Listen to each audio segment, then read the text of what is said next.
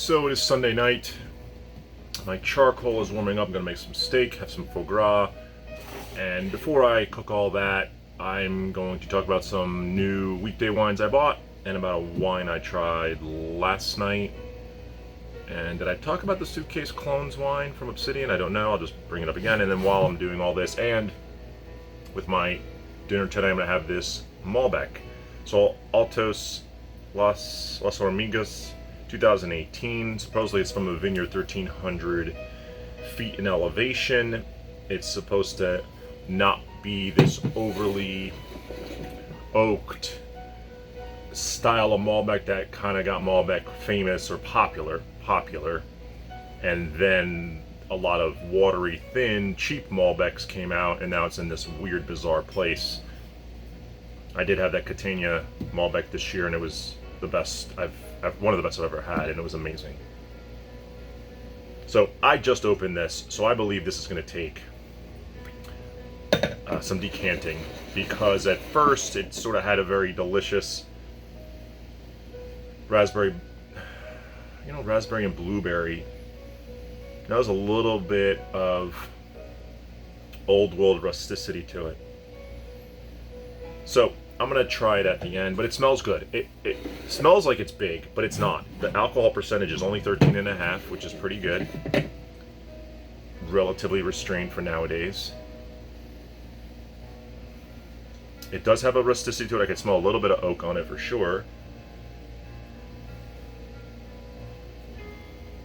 Like I get blueberry, vanilla, raspberry, and then I get some old world type aromas.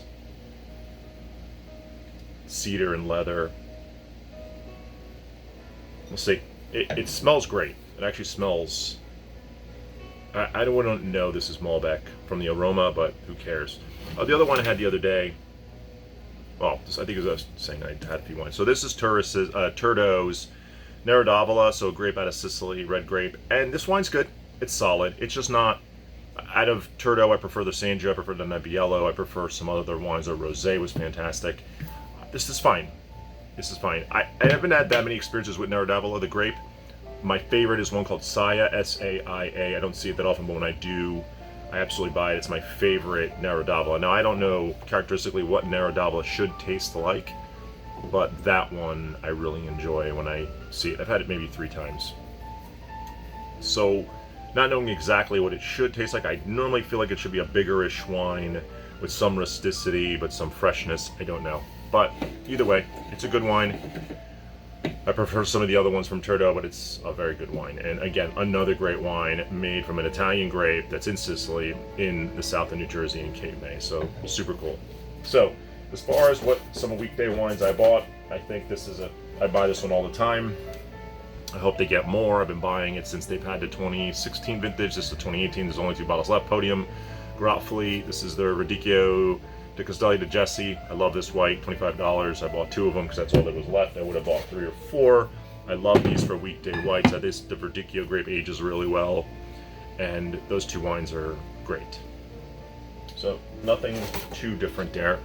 I've talked about this wine before. This isn't so much a perfectly priced weekday wine. It is $30, but it's from Les Soisiles. Well, it's from Mount Louis-sur-Loire. So Mount Louis-sur-Loire region in the Loire Valley, and this is a Chenin made by this producer, and I really liked this the first time I had it. I thought it was fantastic, and for 30 bucks I think it's a great Chenin.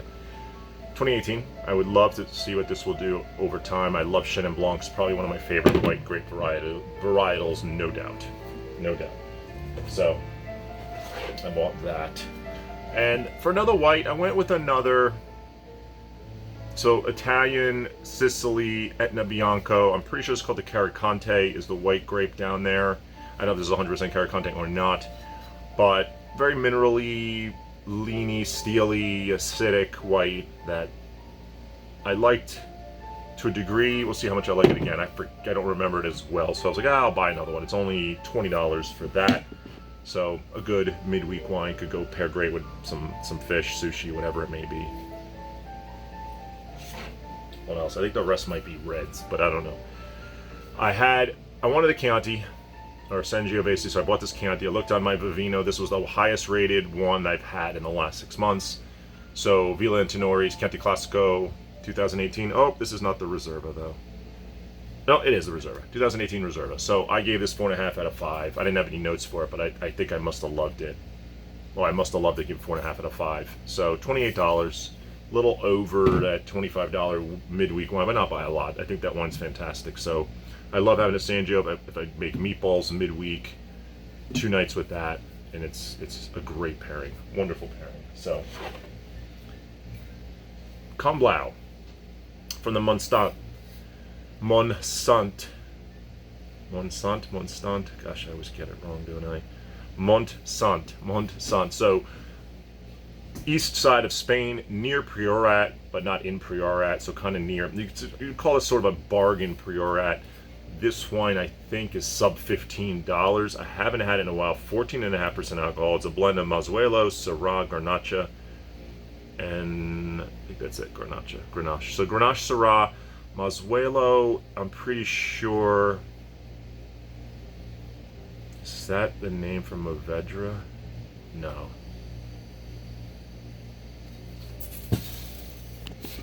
I was going to go look it up, but never mind. Anyway, normally pretty good wines. Priorat's got amazing wines. Red blends, typically Grenache heavy, but they have a lot of other grapes, Carignan, other things in there. I haven't had this in a while. The big brother to this is a really great one in the sub 40 range. This is the younger brother. Haven't had it in a while, so I wanted to try it again. 2019. I want to see if I could recommend this again. Haven't had it in a bit, so sub $15. I mean, if that wine's great, it's a bargain, right? I was gonna get the Torbreck Barossa Woodcutters Shiraz, which is about 25, and I've loved it, and I've been talking about that. But then I saw Wallace. I have not had Wallace in a while. This is by Ben Glaetzer, a great winemaker out of Australia. This is from the Barossa Valley. This is a Shiraz Grenache, so Syrah Grenache blend 2017. 72% Shiraz and 28% Grenache. So haven't had this in a while. Ben Glaetzer is a great wine producer. I've bought a lot of his wines. His high-end wine on a Parana I really like. And I have it up on my wall somewhere. Not an Parana. Amon Ra. Amon Ra is his high-end, or one of his higher-end ones, about $100. This was $20. So the Torbreck's about $25. This is $20. So if this is just as good or better, great weekday wine. Big and bold, typically, or it used to be. I've talked about it. Bargain region, Douro of Portugal. So this is the Pocas Reserva Tinto. So this might be all Tempranillo. I don't know. I didn't actually check the grapes. Oh, it's a blend. I can see it from the back. Touriga Franca, Touriga Nacional, Tinta Roriz, which is Tempranillo, Tinta Baracoa. So mostly Tinta Franca. So it's slightly different than what I'm used to in Douro. Douro, typically Touriga Nacional will be the predominant part of the blend, but typically all these Portuguese reds are blends. It's rare you'll get 100% varietal of any one, but it can happen for sure. So I'll try this one. I think it was about $20 also. I believe you still get some of the best bargain for great wine out of Portugal. And then I know I bought this in the past, and I'm pretty sure I loved it, for $20. 2015 Fronsac La Sacristie. So right bank, probably Merlot heavy if I'm not mistaken on this one.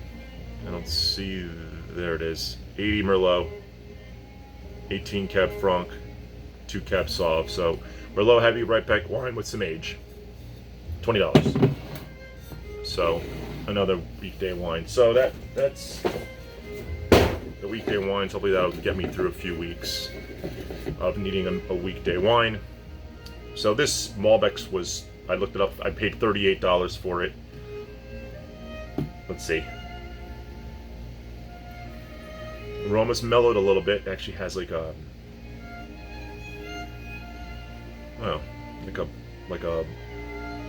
like a creaminess on it. A blackberry or blueberry blend of a pudding. Compote of some sort. Blueberry compote, maybe.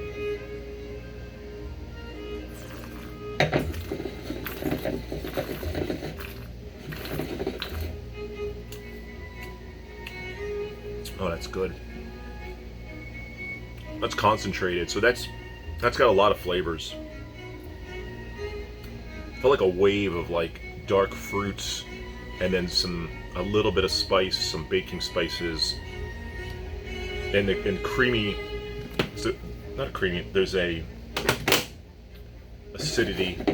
Absolutely, it's got some acidity. This wine's in great balance. I actually agree with everything they said about this. This is like an express. This is like a pure expression of Malbec. Is exactly what they said. I guess this is kind of like that. This is not overly in one direction. It's not too light and it's not too dark. It smells like it might be big and huge, but it's not. It's definitely more. The length is enormously long, but it's a medium plus body, even though it looks really dark.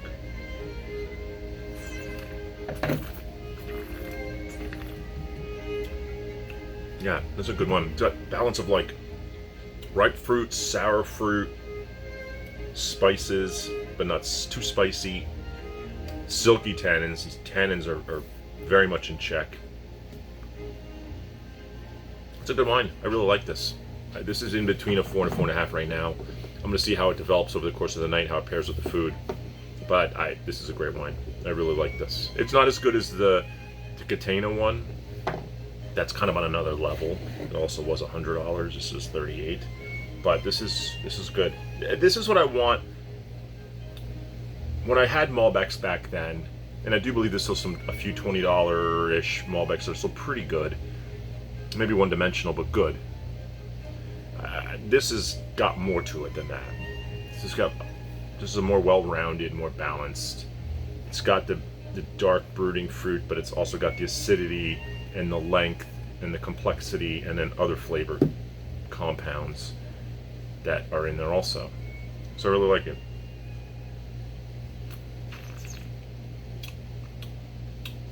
I don't think I've ever seen this before, so it was just from a wine I got from Buckley, J.J. Buckley, the purveyor out of California. I haven't talked about them in a while, but that's where I get some of my wine.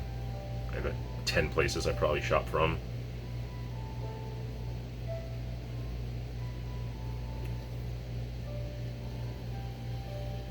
Yeah.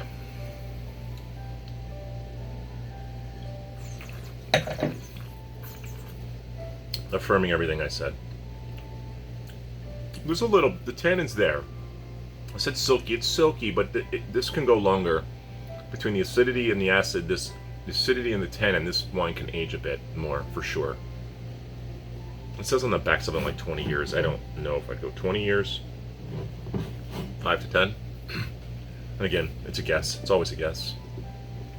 But properly stored, maybe 20, I don't know. But it's fantastic. Really like it. I'll probably end up giving it a 4.5 out of 5. So, I was thinking about Cahors, the region, southwest France, where Malbec is originated from. And there was a wine down there, and I think Joel Gott had something to do with it, a winemaker out of California. And it was called Crocus, and I loved it. It was amazing. But it was made in Cahors, kind of by an American winemaker, I think in collaboration with somebody in Cahors, I forget who, or which winery. If I see that again, or maybe I might look for it again, I'm not sure. But I don't see that many wines. I'd like to try like a $30, $40 Cahors Malbec. I don't see a lot. The ones I see here are inexpensive. And they make me nervous that they're not going to be very high quality, so I just ignore them. But birthplace of Malbec, Cahors, Southwest France.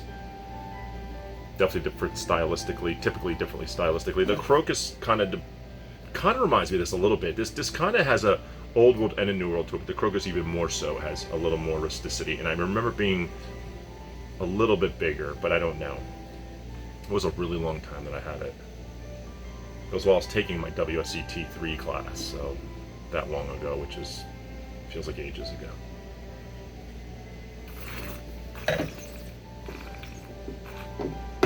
Alright, good wine. It's going to pair well with the steak.